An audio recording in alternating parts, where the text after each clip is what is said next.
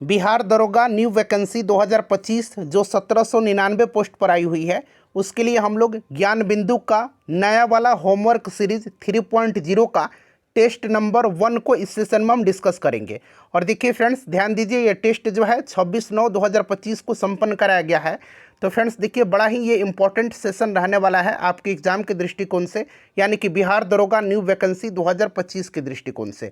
और देखिए, इसमें जो है डेली करंट अफेयर्स के साथ साथ क्वेश्चन बैंक के जो आपके प्रीवियस ईयर के क्वेश्चन हैं उनको भी इंक्लूड किया गया है। तो फ्रेंड्स चलिए सेशन स्टार्ट करते हैं। एक बार सभी लोग प्लीज़ पहले सेशन को लाइक कर दीजिए, और जब इसको कंप्लीट देख लीजिएगा, पूरा देख लीजिएगा, तो कम से कम इसको एक ग्रुप में फ्रेंड्स ज़रूर शेयर कर दीजिएगा। चलिए स्टार्ट करते हैं। थोड़ा सा मैं जूम कर दे रहा हूं ताकि प्रश्न आपको और स्पष्ट रूप से दिखाई दे। चलिए आज के सेशन का पहला प्रश्न पढ़ेंगे कि भारतीय अंतरिक्ष अनुसंधान संगठन यानी कि इसरो ने 2025 में रोलिंग प्रयोग पूरा किया, यह किस मिशन का हिस्सा है? अगर आप आंसर जानते हैं फ्रेंड्स तो आंसर कमेंट करते चलिएगा, इससे आपका रिवीजन होते चलेगा। और जो भी मैं आपको एक्सप्लेन करके एक्स्ट्रा फैक्ट्स बताऊंगा उससे भी आप ध्यानपूर्वक जरूर सुनिएगा। इससे क्या होगा, तो इस तरह से एक प्रश्न के साथ साथ आपके 2 से 3 प्रश्न जो है कवर होते चलेंगे। अब यहाँ पर ध्यान दीजिए फ्रेंड्स, देखिए भारतीय अंतरिक्ष अनुसंधान संगठन यानी कि इसरो ने मार्च 2025 में स्पेस डॉकिंग एक्सपेरिमेंट, अंग्रेजी में इसको क्या बोला जाता है, अंग्रेजी में इसको एस्पेडेक्स बोला जाता है, और इसको इस तरह से लिखा जाता है एस्पेडेक्स, ठीक है ना, एस्पेडेक्स। तो ध्यान रखिएगा, इसरो ने मार्च 2025 में स्पेस डॉकिंग एक्सपेरिमेंट यानी कि एस्पेडेक्स मिशन के हिस्से के रूप में रोलिंग प्रयोग को सफलतापूर्वक पूरा किया है। तो यहाँ पर ऑप्शन सी राइट आंसर हो जाएगा। अच्छा, बात यहाँ पर चंद्रयान 4 की आई हुई है, तो थोड़ा सा इसके बारे में भी जान लीजिए। देखिए 2027 में इसको लॉन्च करने की योजना है। कब चंद्रयान 4 को लॉन्च करने की योजना है? तो 2027 में। अच्छा, यहाँ पर देखिए गगनयान है, तो गगनयान ये भारत का पहला मानव अंतरिक्ष मिशन है, ठीक है ना। और देखिए मंगलयान 2 जो है ना, इसको 2026 या उसके आसपास लॉन्च करने की योजना है। और गगनयान को जो है अभी रिसेंटली जो है बताया भी गया है कि दिसंबर 2025 में इसको लॉन्च किया जा सकता है, ठीक है। चलिए उसके बाद देखिएगा कि 2025 में सरकार की मंजूरी के अनुसार नया ब्राउनफील्ड अमोनिया यूरिया कॉम्प्लेक्स उर्वरक संयंत्र कहाँ स्थापित किया जाएगा? फ्रेंड्स देखिए, ईमानदारी पूर्वक आप सभी लोग अपना अपना स्कोर जरूर कमेंट करके बताइएगा, ठीक है ना। तो यहाँ पर ध्यान दीजिए, 2025 में सरकार की मंजूरी के अनुसार नया ब्राउनफील्ड अमोनिया यूरिया कॉम्प्लेक्स जो है उर्वरक संयंत्र ये स्थापित किया जाएगा असम के नाम रूप में, असम के नाम रूप में, ठीक है ना फ्रेंड्स, इसको ध्यान रखिएगा। अच्छा, यह बात असम की आई हुई है तो थोड़ा सा ध्यान रखिएगा। देखिए असम ने जो है अभी लॉन्च किया है भारत की पहली क्षेत्रीय भाषा की यानी कि असमिया भाषा की AI न्यूज़ एंकर, और उसका नाम है अंकिता। उसका नाम क्या है? उसका नाम अंकिता है। ध्यान रखिएगा, उसका नाम क्या है? अंकिता है। तो साथ साथ आप ये भी ध्यान रख सकते हैं, ठीक है। और भारत का सबसे पुराना तेल शोधक कारखाना कहाँ पर है? तो असम के दिग्बोई में है। दिग्बोई असम, ये भारत का सबसे पुराना तेल शोधक कारखाना भी है, तो आप इसे भी ध्यान रखिएगा। चलिए उसके बाद देखिएगा, अगला प्रश्न है कि भारतीय लघु फिल्म अनुजा को ऑस्कर 2025 के लिए किस श्रेणी में नामांकित किया गया है? बताइए। तो देखिए भारतीय लघु फिल्म अनुजा को ऑस्कर 2025 में सर्वश्रेष्ठ लघु फिल्म लाइव एक्शन यानी कि best live action short film श्रेणी में इसको नामांकित किया गया था। हालांकि इस फिल्म ने पुरस्कार नहीं जीता हुआ है, और जो यह आपका पुरस्कार है best live action short film का, यह एक डच फिल्म जीता है, I am not a robot इस मूवी का नाम है, इसी ने जीता है, ये अनुजा ने नहीं जीता है, ठीक है। अच्छा, बात यहाँ पर आई हुई है ऑस्कर 2025 की, तो आपको अच्छे तरीके से याद होगा कि सर्वश्रेष्ठ फिल्म का अवार्ड अनोरा को दिया गया था। किसको दिया गया था? सर्वश्रेष्ठ मूवी का अवार्ड तो अनोरा को दिया गया था। अच्छा, सर्वश्रेष्ठ अभिनेत्री का अवार्ड दिया गया था माइकी मेडिसन को अनोरा मूवी के लिए, ठीक है ना। मूवी भी याद रखिएगा किस मूवी के लिए अवार्ड दिया गया था, ठीक है। तो सर्वश्रेष्ठ अभिनेत्री का अवार्ड माइकी मेडिसन को अनोरा मूवी के लिए दिया गया था, और सर्वश्रेष्ठ अभिनेता का जो अवार्ड है ये एड्रियन ब्रॉडी को द ब्रूटलिस्ट के लिए दिया गया था। द ब्रूटलिस्ट के लिए दिया गया था, द ब्रूटलिस्ट, थोड़ा सा डिफिकल्ट नाम है इसलिए मैं लिख दे रहा हूँ। द ब्रूटलिस्ट के लिए जो है एड्रियन ब्रॉडी को सर्वश्रेष्ठ अभिनेता का अवार्ड दिया गया था। तो यहाँ पर राइट आंसर इसका ऑप्शन नंबर सी हो जाएगा, ठीक है। चलिए उसके बाद देखिएगा, और फ्रेंड्स कहीं चूक हो जाता है तो आप प्रश्न संख्या लिख करके जरूर कमेंट करिएगा, ठीक है। देखिए भारत का पहला समुद्र के ऊपर बना कांच का पुल किस स्थान पर उद्घाटित किया गया है? बताइएगा। तो देखिए ये भारत के तमिलनाडु के कन्याकुमारी में समुद्र के ऊपर अपने पहले ग्लास ब्रिज यानी कि कांच के पुल का आधिकारिक रूप से उद्घाटन किया गया है। 77 मीटर लंबा यह पुल विवेकानंद रॉक मेमोरियल को त्रिवल्लुवर प्रतिमा से जोड़ता है। तो इसे भी आप ध्यान रखिएगा, राइट आंसर यहाँ पर कन्याकुमारी हो जाएगा। उसके बाद देखिए अगला प्रश्न है कि 2025 में भारतीय सेना द्वारा शुरू किए गए ऑपरेशन शिवा 2025 का प्राथमिक उद्देश्य क्या है। और मैं आपको बता दूं कि बिहार दरोगा में 2008 से लेकर के अब तक जितने भी प्रश्न पूछे गए हैं मैं उनको सब्जेक्ट वाइज कवर करवा रहा हूं। ऑलरेडी मैंने हिस्ट्री वाला वीडियो अपलोड कर दिया है, इसके बाद मैं आपको ज्योग्राफी, पॉलिटी, साइंस, उसके बाद इकोनॉमिक्स, बिहार स्पेशल पूरा मैं आपको कवर करवा दूंगा। तो हिस्ट्री वाला अगर आपने नहीं देखा है तो जा करके देख लीजिएगा। तो देखिए यहाँ पर आपसे पूछा जा रहा है शिवा 2025 ऑपरेशन का प्राथमिक उद्देश्य। तो देखिए फ्रेंड्स, यह भारतीय सेना द्वारा शुरू किया गया है ऑपरेशन शिवा। इसका प्राथमिक उद्देश्य श्री अमरनाथ यात्रा के उत्तरी और दक्षिणी दोनों मार्गों पर तीर्थयात्रियों के लिए पूर्ण और त्रुटिहीन सुरक्षा सुनिश्चित करना है। तो यहाँ पर right answer option number C हो जाएगा। चलिए उसके बाद देखिएगा कि सुभाष चंद्र बोस आपदा प्रबंधन पुरस्कार 2025 संस्थागत श्रेणी में किसे सम्मानित किया गया है। बताइए, सुभाष चंद्र बोस आपदा प्रबंधन पुरस्कार 2025 जो है यह संस्थागत श्रेणी में किसको प्रदान किया गया है। तो फ्रेंड्स ये प्रदान किया गया है भारतीय राष्ट्रीय महासागर सूचना सेवा केंद्र को।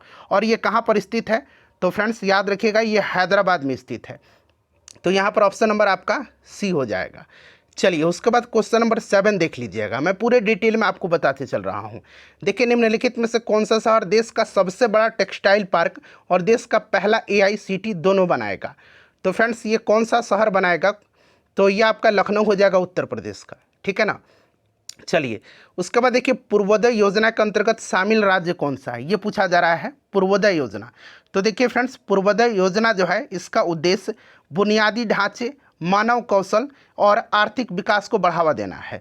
और देखिए फ्रेंड्स ये जो है आपका केंद्रीय बजट, सरकार ने केंद्रीय बजट 2025 में पूर्वोदय योजना शुरू किया।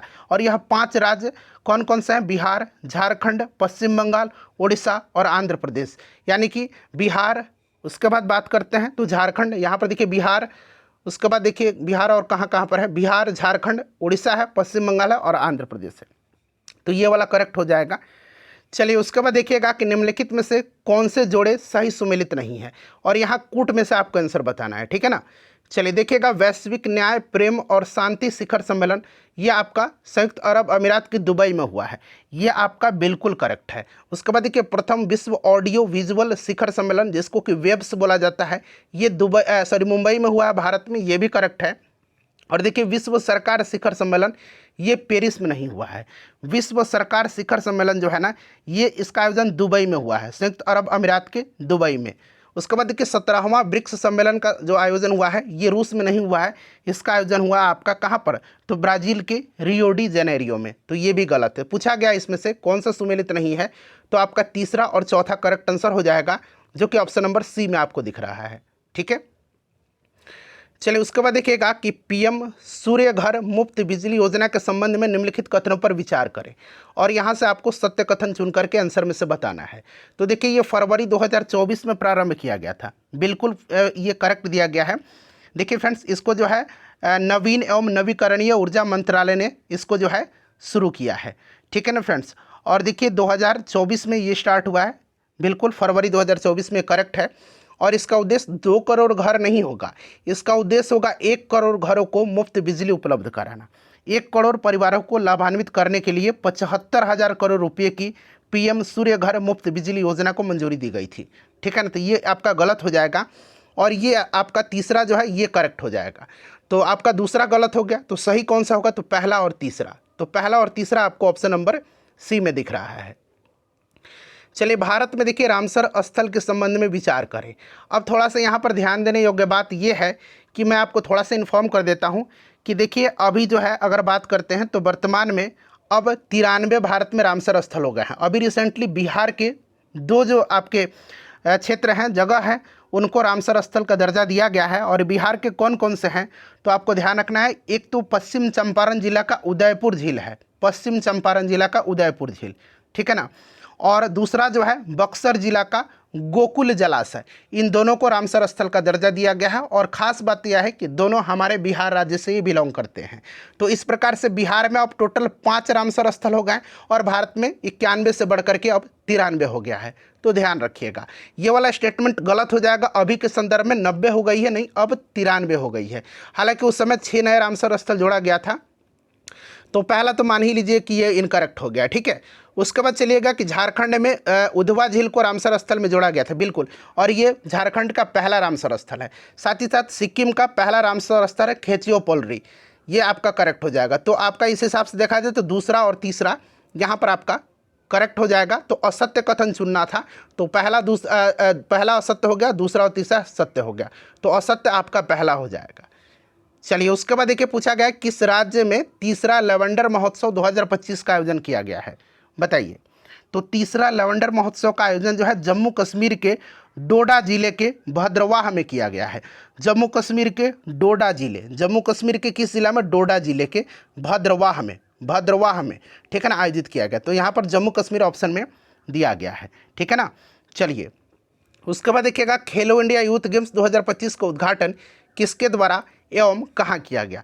तो देखिए, खेलो इंडिया यूथ गेम्स का अगर बात करते हैं तो ये 7वां संस्करण था। कौन सा एडिशन था? तो 7वां। कहाँ पर आयोजित किया गया था? तो अपना राज्य बिहार में आयोजित किया गया था। बिहार के 5 जिले पटना, राजगीर, बेगूसराय, गया और भागलपुर में, ठीक है ना फ्रेंड्स, ध्यान रखिएगा। जबकि देखिए 3 प्रमुख प्रतिस्पर्धा जो था दिल्ली में आयोजित किया गया था। कौन कौन सा? तो एक जिम्नास्टिक हो गया, एक शूटिंग हो गया और एक साइकिलिंग हो गया। इसका आयोजन दिल्ली में हुआ था, बिहार में नहीं हुआ था। तो इन 3 खेलों का भी नाम आप ध्यान रखिएगा जिसका आयोजन दिल्ली में किया गया। क्लियर है, ध्यान रहेगा। और इसका शुभंकर गजसिम्हा था। क्या था इसका शुभंकर? तो ये सब तो आपको याद ही होगा, गजसिम्हा था, ठीक है फ्रेंड्स, ध्यान रखिएगा। क्लियर। अच्छा, इसका उद्घाटन प्रधानमंत्री नरेंद्र मोदी जी ने किया है और देखिए फ्रेंड्स, ये वीडियो कॉन्फ्रेंसिंग के जरिए इन्होंने किया है, ठीक है फ्रेंड्स, ध्यान रखिएगा। क्लियर। महाराष्ट्र इसमें पहले स्थान पर रहा है पदक तालिका, और जो मेजबान राज्य रहा है अपना बिहार, ये 15वें स्थान पर रहा है। तो यहाँ पर right answer option number C हो जाएगा। चलिए, उसके बाद देखिएगा कि भारत की जीडीपी ग्रोथ रेट से संबंधित निम्नलिखित कथन पर विचार करें और उपरोक्त कथन में से कौन सा यहाँ पर कथन सही है वो आपसे पूछा जा रहा है, ठीक है। देख लीजिए ऑप्शन। चलिए, पहला कथन पढ़िएगा। देखिए, पहला कथन है कि भारत वास्तविक जीडीपी यानी कि रियल जीडीपी के आधार पर दुनिया की 4थी सबसे बड़ी अर्थव्यवस्था बन गई है। करेक्ट है। और IMF इंटरनेशनल मॉनेटरी फंड के अनुमान के अनुसार भारत 2028 तक दुनिया की 3री सबसे बड़ी अर्थव्यवस्था बन जाएगा। ये भी आपका करेक्ट दिया गया है, ठीक है। तो यहाँ पर आपका 1 और 2 दोनों राइट आंसर हो जाएगा, ठीक है। चलिए, उसके बाद देखिएगा अगला प्रश्न कि भारत के रक्षा मंत्रालय ने 2025 को किस वर्ष के रूप में घोषित किया है, बताइए। तो देखिए, रक्षा मंत्रालय ने जो है सुधारों का वर्ष, ईयर ऑफ रिफॉर्म्स, ठीक है ना, ईयर ऑफ रिफॉर्म्स, ठीक है, याद रखिएगा, सुधारों का वर्ष घोषित किया हुआ है, सुधार वर्ष घोषित किया है, ठीक है ना। तो इसको ध्यान रख लीजिएगा। अच्छा, आपको याद होगा फ्रेंड्स कि यूनाइटेड नेशन ने जो है 2025 को, ध्यान रखिएगा, ग्लेशियर के संरक्षण का वर्ष घोषित किया है। साथ ही साथ जो है क्वांटम विज्ञान का जो है वर्ष घोषित किया हुआ है और सहकारिता का अंतर्राष्ट्रीय वर्ष भी घोषित किया हुआ है UN ने। क्लियर है। चलिए, उसके बाद देखिएगा कि भारत के 87वें ग्रैंड मास्टर कौन बने हैं। अच्छा, अब तो 89वें भी हो गए हैं, 87वें का मैं बता दे रहा हूँ कौन बने हैं। तो 87वें बने हैं यहाँ पर आपका हो जाएगा A. रा हरिकृष्णन, ठीक है ना। अच्छा, 88वें ग्रैंड मास्टर कौन बने हैं? तो 88वां बनी है दिव्या देशमुख और 89वां पूछे जाएगा तो कौन हो जाएगा? तो S. रोहित कृष्णा, ठीक है। चलिए, उसके बाद देखिए अगला प्रश्न है कि मार्च 2025 में किस केंद्रीय मंत्रालय ने राष्ट्रीय कर्मयोगी जन सेवा कार्यक्रम के पहले बैच का उद्घाटन किया है, बताइए। राइट आंसर क्या हो जाएगा? तो देखिए, ये जो है किसने किया हुआ है? तो आयुष मंत्रालय, ठीक है ना, आयुष मंत्रालय, इसको आप ध्यान रखिएगा, आयुष मंत्रालय राइट आंसर हो जाएगा, ठीक है। आयुष मंत्रालय, सामाजिक न्याय और अधिकारिता विभाग, ठीक है, अंतरिक्ष विभाग और प्रशासनिक सुधार और लोक शिकायत विभाग भी इसमें शामिल है। बट यहाँ पर मंत्रालय पूछा है तो आयुष मंत्रालय राइट आंसर हो जाएगा, ठीक है। और इसका उद्देश्य सरकारी कर्मचारियों की सेवा भावना और नागरिक केंद्रित दृष्टिकोण को बढ़ावा देना है। चलिए उसके बाद देखिएगा कि निम्नलिखित में से कौन सी पांडुलिपि 2025 में यूनेस्को की memory of the world register में जोड़ी गई है। तो ये आपने पढ़ा होगा, भगवत गीता है और भरत मुनि का नाट्य शास्त्र है। तो एक और यहाँ पर दो करेक्ट आंसर हो जाएगा। फ्रेंड्स आप सभी लोग अपना अपना स्कोर जरूर बता करके जाइएगा। देखिए 19 नंबर प्रश्न है कि ऑपरेशन ब्लैक फॉरेस्ट किससे संबंधित है। तो देखिए बात करते हैं ऑपरेशन ब्लैक फॉरेस्ट की। तो यह भारत सरकार का एक महत्वपूर्ण नक्सल विरोधी अभियान है जिसे छत्तीसगढ़ के नक्सल प्रभावित क्षेत्रों, खास करके नारायणपुर और बीजापुर जिलों की सीमा पर जो है आपका कुर्के कौन सा पहाड़ी है, थोड़ा सा डिफिकल्ट नाम है, यहाँ पर मैं लिख देता हूँ, कुर्रे कुटालू पहाड़ी। कौन सा? तो कर्रे कुटालू पहाड़ी, कर्रे कुटालू पहाड़ी पर जो है इसको अंजाम दिया गया था। बस आपको याद रखना है कि ये नक्सल खिलाफ कार्रवाई है। चलिए हाल ही में देखिए केंद्रीय बजट में घोषित उस योजना का नाम क्या है जिसका उद्देश्य 100 क्षेत्रों के किसानों को सहायता प्रदान करना है। 100 क्षेत्रों के, ठीक है ना। तो यहाँ पर अगर हम बात करते हैं तो इसका नाम है पीएम धन्य धान्य कृषि योजना, पीएम धन्य धान्य कृषि योजना, ठीक है ना। तो इसका राइट आंसर हो जाएगा पीएम धन्य धान्य यानी कि प्रधानमंत्री धन्य धान्य कृषि योजना। क्लियर है। चलिए ये वाला प्रश्न देखिएगा कि हाल ही में किन 3 देशों ने मध्य पूर्व में समुद्री सुरक्षा बेल्ट 2025 नामक, नाम क्या है, समुद्री सुरक्षा बेल्ट 2025 नामक संयुक्त नौसैनिक अभ्यास किया है। तो देखिए समुद्री सुरक्षा बेल्ट 2025 नामक संयुक्त नौसैनिक अभ्यास चाइना, ईरान और रूस ने हाल ही में मध्य पूर्व में किया है, ठीक है ना। और यह अभ्यास ओमान की खाड़ी में और ईरान के चाबहार बंदरगाह के पास जो है आयोजित किया गया था। तो यहाँ पर चीन, ईरान और रसिया करेक्ट आंसर हो जाएगा। देखिए नेपाल का कौन सा ग्लेशियर महत्वपूर्ण संकुचन और पीछे हटने के कारण मृत घोषित होने वाला पहला ग्लेशियर माना जाता है। यह प्रश्न अभी बीपीएससी के पीटी में भी पूछा गया था। इसका नाम है याला ग्लेशियर। कौन सा है? याला ग्लेशियर है, नेपाल में है याला ग्लेशियर, ध्यान रखिएगा। चलिए हाल ही में देखिए बिहार के मुख्यमंत्री ने किस स्थान पर अत्याधुनिक खेल अकादमी और खेल विश्वविद्यालय का उद्घाटन किया है। तो फ्रेंड्स इन्होंने राजगीर में किया है, ठीक है ना। राजगीर यहाँ पर करेक्ट आंसर हो जाएगा, राजगीर में इन्होंने किया है, ठीक है ना। तो राजगीर करेक्ट आंसर हो जाएगा, ध्यान रखिएगा, ठीक है। राष्ट्रीय खेल दिवस के अवसर पर राजगीर में इन्होंने अत्याधुनिक खेल अकादमी, खेल परिसर और खेल विश्वविद्यालय का उद्घाटन किया है। चलिए उसके बाद देखिएगा किस संगठन ने अंतर्राष्ट्रीय पुलिस सहयोग बढ़ाने के लिए एक ऑनलाइन पोर्टल भारत पोल विकसित किया है। तो भारत पोल विकसित किया है सीबीआई ने, केंद्रीय जांच ब्यूरो ने, और इसको लॉन्च किया था गृह मंत्री अमित शाह के द्वारा, ठीक है ना। तो आंसर इसका केंद्रीय जांच ब्यूरो सीबीआई हो जाएगा। हाल ही में देखिए किन 2 भारतीय राज्यों ने उल्लास कार्यक्रम के तहत खुद को पूर्ण साक्षर, यहाँ पर बना लीजिएगा पूर्ण और यहाँ पर साक्षर, ठीक है ना, पूर्ण साक्षर घोषित किया है। तो देखिए ध्यान दीजिएगा, अगर हम बात करते हैं यहाँ पर उल्लास जो है ये आपका नव भारत साक्षरता कार्यक्रम है। इसके तहत पूर्ण साक्षर राज्य जो है मिजोरम और गोवा ने घोषित किया था, और मिजोरम और गोवा के बाद अब जो है त्रिपुरा भी तीसरा राज्य बन गया है। तो इसे भी आप ध्यान रखेंगे, यहाँ पर मिजोरम और गोवा हो जाएगा और इन दोनों के बाद त्रिपुरा ने घोषित किया, ठीक है। अच्छा अब देखिए ये कीव की राजधानी, कीव पूछा जा रहा है कहाँ की राजधानी है। तो आपको अच्छे तरीके से याद होगा कीव यूक्रेन की राजधानी। अच्छा स्विट्जरलैंड की राजधानी कहाँ पर है? बर्न है। स्पेन की राजधानी कहाँ पर है? तो मैड्रिड है।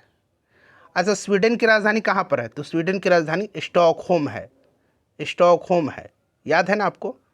चलिए अगला प्रश्न पढ़िए। अब देखिए प्रश्न 1857 के विद्रोह से संबंधित है कि 1857 के विद्रोह के दौरान जगदीशपुर में इसका नेतृत्व किसके द्वारा किया गया था। तो ये बिहार से संबंधित क्वेश्चन है और बिहार का ये फेवरेट क्वेश्चन है, मैं बता दूं आपको, बार बार पूछा जाता है। तो ये वीर कुंवर सिंह हो जाएंगे। अच्छा खान बहादुर ने कहाँ से किया था? तो खान बहादुर खान ने 1857 की क्रांति का नेतृत्व बरेली से किया था, जहाँ उन्होंने खुद को रोहिलखंड का नवाब घोषित किया था। कहाँ का नवाब इन्होंने घोषित किया था? तो रोहिलखंड का नवाब इन्होंने घोषित किया था खुद को खान बहादुर खान ने, ठीक है। अच्छा अजीमुल्ला खान ने कहाँ से किया था? तो इन्होंने कानपुर और आसपास के क्षेत्रों से किया हुआ था, ठीक है। अच्छा बख्त खान ने जो है सैन्य नेतृत्व दिल्ली से किया हुआ था, ठीक है। चलिए उसके बाद देखिएगा कि अस्पष्ट आकाश नीला दिखाई देता है क्योंकि, सभी ऑप्शन को पहले पढ़िए। यहाँ पर ऑप्शन डी भी दिया गया, इसको भी एक नज़र देख लीजिए, ठीक है, तब आंसर बताइएगा। चलिए तो यहाँ पर हो जाएगा बैगनी और नीला प्रकाश अन्य सभी रंगों के प्रकाश की तुलना में वायुमंडल द्वारा अधिक प्रकीर्णित होते हैं। चलिए उसके बाद देखिएगा कि हिमालयी भालू और विशाल पांडा, जायंट पांडा जिसको बोला जाता है अंग्रेजी में, किन जातियों के उदाहरण हैं? तो ये सुमेध जाति राइट आंसर हो जाएगा। भारत की सबसे बड़ी नमक पानी की झील कौन सी है? अब देखिए यहाँ पर थोड़ा सा जो है कठिनाई होता है, मुझे भी होता है। मैं बता दूं कि अगर तटीय खारे पानी की झील जब लिख देगा तब चिल्का हो जाएगा, अंतर्देशीय खारे पानी की झील लिख देगा तो सांभर झील हो जाएगा। बट इसका आंसर यहाँ पर आपका चिल्का ही दिया गया है, तो हम भी यही मान लेते हैं, ठीक है।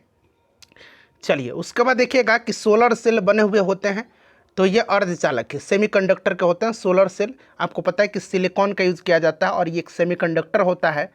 चलिए द्वितीय विश्व युद्ध में धुरी राष्ट्रों में निम्न में से कौन सा देश शामिल नहीं था? ध्यान से पढ़िएगा, शामिल नहीं था धुरी राष्ट्र में। तो देखिए धुरी राष्ट्र में अगर हम बात करते हैं तो जर्मनी, इटली और जापान शामिल थे, ठीक है। इसमें आपका जर्मनी था, इटली था और जापान था, ब्रिटेन नहीं था इसमें, तो यहाँ पर ब्रिटेन आंसर हो जाएगा, ठीक है ना।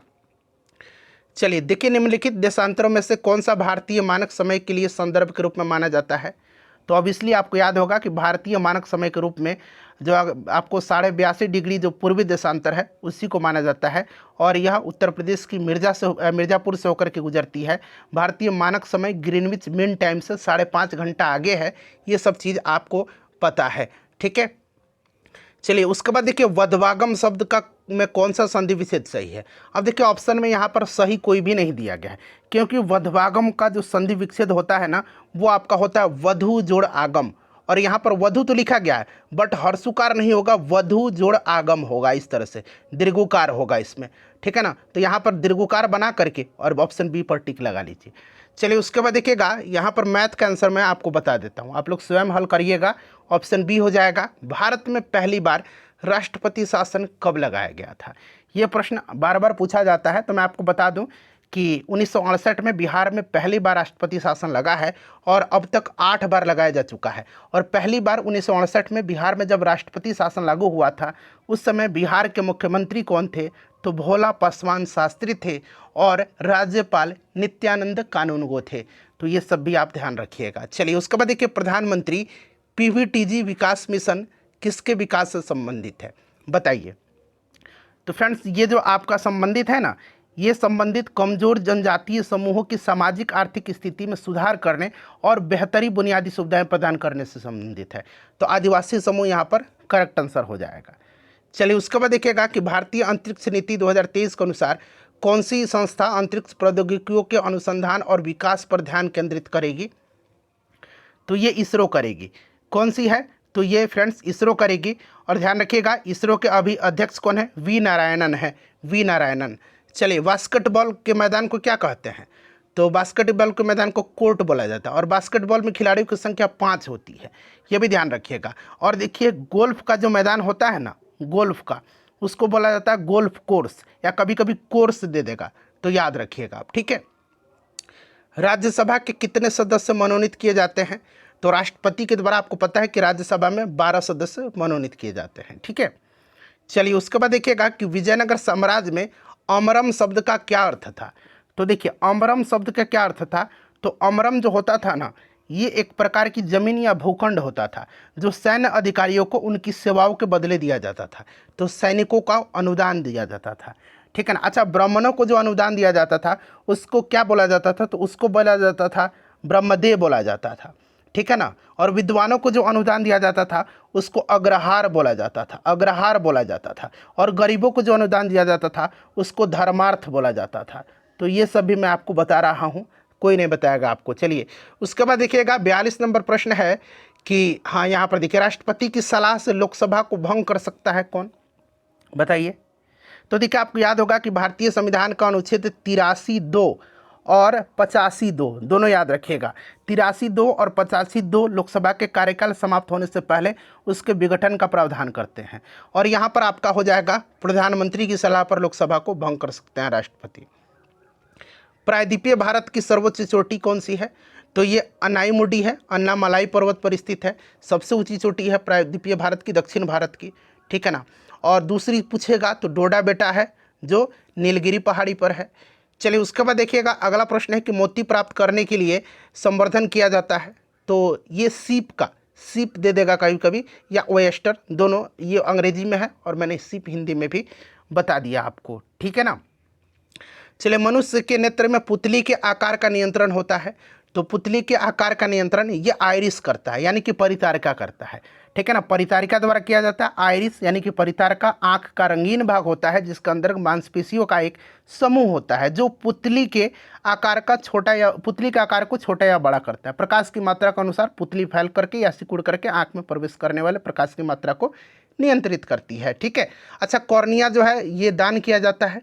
अच्छा, रेटिना पर प्रतिबिंब बनता है। चलिए, उसके बाद देखिएगा कि निम्न में से केंद्रीय प्रवृत्ति का कौन सा मान सभी अवलोकनों पर आधारित नहीं है, नहीं पूछा गया है, तो ये आपका गुणोत्तर माध्य हो जाएगा। चलिए, उसके बाद देखिएगा कि अधिक अपवर्तनांक वाला माध्यम दूसरे माध्यम की अपेक्षा प्रकाशिक सघन है, ऑप्शन ए हो जाएगा।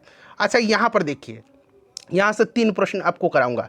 सतलुज और काली नदी के मध्य हिमालय को जाना जाता है, तो देखिए सतलुज और काली नदी के मध्य जो हिमालय है ना, उसको जाना जाता है कुमायूं हिमालय के नाम से। अच्छा, अब बात करते हैं नेपाल हिमालय। तो काली और तीस्ता मैं लिख ही देता हूँ, काली और प्लस यहाँ लिख देता हूँ तीस्ता। काली और तीस्ता नदी के मध्य हिमालय को नेपाल हिमालय कहा जाता है।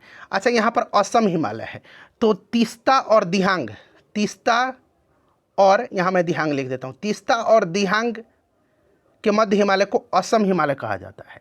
और पंजाब हिमालय कहा जाता है सिंधु और सतलज नदी के बीच स्थित को, ठीक है ना।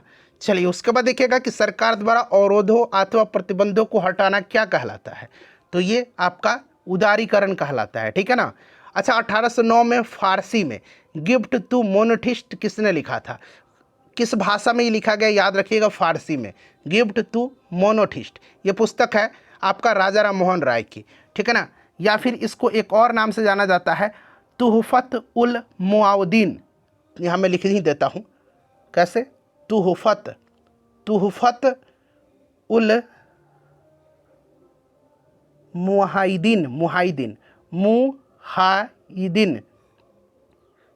इस तरह से मुवाहिदीन, ठीक है ना। तो तुल्फत उल मुहाउद्दीन पूछे तो भी ध्यान रखिएगा, ये राजा राम मोहन राय की है।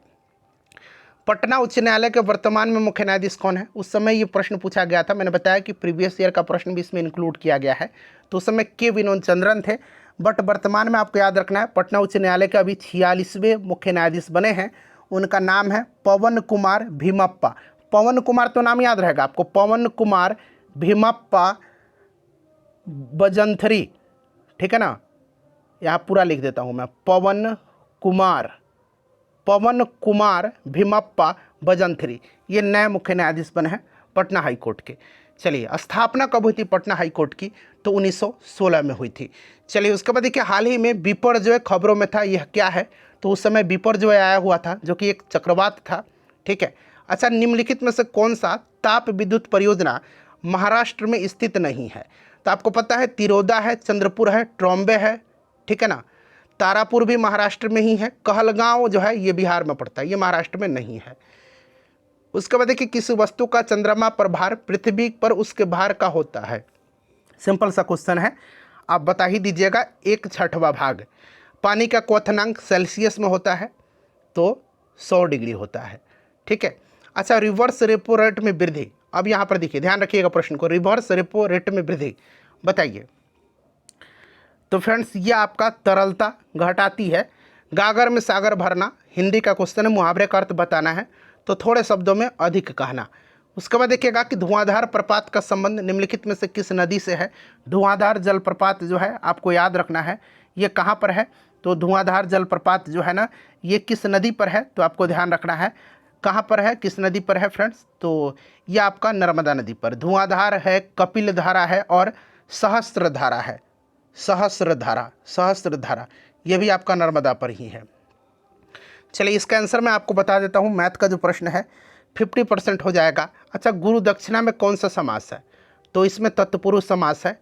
अच्छा, ये वाला क्वेश्चन देखिएगा, सिनेमेटोग्राफ संशोधन विधेयक 2023 का मुख्य उद्देश्य क्या है, तो देखिए जो सिनेमेटोग्राफ संशोधन विधेयक 2023 है, ये पायरेटेड फिल्म कंटेंट को रोकना और आयु अनुसार रेटिंग सुनिश्चित करना इसका मुख्य उद्देश्य है। उसके बाद देखिए निम्नलिखित में से किसका उपयोग कांच पर लिखने के लिए किया जाता है, तो ये हाइड्रोजन फ्लोराइड है, ठीक है। अच्छा, 1915 में भारत लौटने के बाद गांधी जी ने जो है किस तरह के कपड़े पहनने का निर्णय लिया था। और आपको याद होगा कि 1915 में ये दक्षिण अफ्रीका से जब भारत आए थे तो इन्होंने अपना पहला प्रमुख सार्वजनिक भाषण जो है 1916 में बनारस हिंदू विश्वविद्यालय के उद्घाटन समारोह में दिया था। तो ये प्रश्न पूछा गया है और पूछा जा सकता है, ध्यान रखिएगा। पहला इन्होंने सार्वजनिक भाषण कहाँ पर, तो बनारस हिंदू विश्वविद्यालय के उद्घाटन समारोह में 4 फरवरी 1916 को दिया था। और इन्होंने जो है किस तरह का ड्रेस पहनने का निर्णय लिया था, तो काठियावाड़ी किसान का। मध्यकाल में सामंत को उसका लॉर्ड जो जमीन देता था वो क्या कहलाती थी, तो वो फीफ कहलाती थी। निम्न में से कौन सा मिश्रण नहीं है इसमें से, तो देखिए इसमें से मिश्रण की बात करते हैं तो इसमें से मिश्रण नहीं पूछा गया है, ध्यान रखिएगा। तो वायु तो मिश्रण है, आप जानते हैं। दूध मिश्रित पेय भी मिश्रण है और आयोडीकृत नमक भी मिश्रण है। आश्रित जल मिश्रण नहीं है। चलिए उसके बाद देख लीजिएगा 66 नंबर कि एक देश में एक विशेष वर्ष के दौरान उत्पादित सभी अंतिम वस्तुओं व सेवाओं के कुल मूल्य को क्या कहा जाता है। सिंपल सा क्वेश्चन है, जीडीपी बोला जाता है, सकल घरेलू उत्पाद। प्रथम विश्व युद्ध का तात्कालिक कारण क्या था, प्रथम विश्व युद्ध का तात्कालिक कारण क्या था, तो आपको याद होगा कि ऑस्ट्रिया के राजकुमार फर्डिनेंड की बोस्निया की राजधानी सेरेजोवो में हत्या थी। यही प्रथम विश्व युद्ध का तात्कालिक कारण था, ठीक है। और दूसरा विश्व युद्ध का तात्कालिक कारण जर्मनी का पोलैंड पर आक्रमण था, ठीक है। चलिए उसके बाद देखिएगा कि नवनिर्वाचित लोकसभा में तत्कालीन अध्यक्ष जिसको कि प्रोटेम स्पीकर बोला जाता है, क्या बोला जाता है, प्रोटेम स्पीकर बोला जाता है। प्रोटेम स्पीकर किससे चुना जाता है। अच्छा आपको याद होगा फ्रेंड्स कि अभी जो होगा जो आपका क्या बोलते हैं, अभी जो आपका 18वीं लोकसभा था उसका प्रोटेम स्पीकर किसको चुना गया था, तो भर्तृहरि महताब को चुना गया था। किसको, तो भर्तृहरि महताब को चुना गया था, भर्तृहरि महताब को चुना गया था। ये आपको याद भी होगा अभी, और हो सकता है पूछ लिया जाए कि 18वीं लोकसभा के प्रोटेम स्पीकर कौन है, ठीक है, तो याद रखिएगा। और ये लोकसभा के वरिष्ठतम सदस्य को चुना जाता है, राष्ट्रपति चुनते हैं। चलिए कौन सा देश G20 का सदस्य नहीं है, ध्यान रखिएगा, भारत G20 का सदस्य है, तभी तो G20 ऑर्गेनाइज होता है, ठीक है ना। इसमें से आपका बांग्लादेश नहीं है, बाकी फ्रांस, तुर्की और भारत है। चलिए निम्न में से कौन से पादप युग में उभयलिंगी पुष्प होते हैं, तो ये गुड़हल और सरसों में। टोक्यो ओलंपिक में सुमित नागल ने जो है पूछा गया है कि भारत का प्रतिनिधित्व किया था, ये किस खेल में इन्होंने किया था, तो सुमित नागल टेनिस के खिलाड़ी हैं, ठीक है, टेनिस के हैं। उसके बाद देखिए अगला प्रश्न कि भौगोलिक अनुसंधान में किस देश ने यूरोप का नेतृत्व प्रदान किया था, तो पुर्तगाल ने किया था। अगला प्रश्न देखिएगा कि विधान परिषद वाले राज्य, अच्छा विधान परिषद वाले राज्य में बात करते हैं, बिहार में विधान परिषद है, ध्यान रखिएगा, ठीक है ना। तो वहाँ पर विधान परिषद के सदस्यों की कुल संख्या उस राज्य की विधानसभा के सदस्यों की कुल संख्या से कितनी अधिक नहीं होगी, तो देखिए 1/3 से अधिक नहीं होगी और 40 से कम नहीं होगी, न्यूनतम पूछेगा तो 40, ठीक है। चलिए उसके बाद देखिएगा कि जी का कैपिटल जी, इसको गुरुत्वाकर्षण का सार्वत्रिक नियतांक बोला जाता है, ठीक है। छोटा वाला जी का तो मान आपको याद है 9.8 मीटर पर सेकंड स्क्वायर, ठीक है। इसका बताइए, तो इसका होता है आपका 6.67 × 10⁻⁻11, बट इसका यूनिट बड़ा इंपॉर्टेंट है, न्यूटन मीटर स्क्वायर पर केजी स्क्वायर, इस तरह से लिखा जाता है, न्यूटन मीटर स्क्वायर और पर केजी स्क्वायर। अब यहाँ पर ये पर हटा दिया गया ना, तो ऊपर में यहाँ पर ये चला गया -2 लेकर के, ये यूनिट होता है, ठीक है ना। अच्छा डिमोस शब्द का तात्पर्य फ्रेंड्स फटाफट अपना स्कोर बताइएगा प्लीज़। और देखिए डिमोस का जो अर्थ होता है इसका मतलब जनता होता है। लाइक करिए और इसको शेयर कर दीजिएगा एक ग्रुप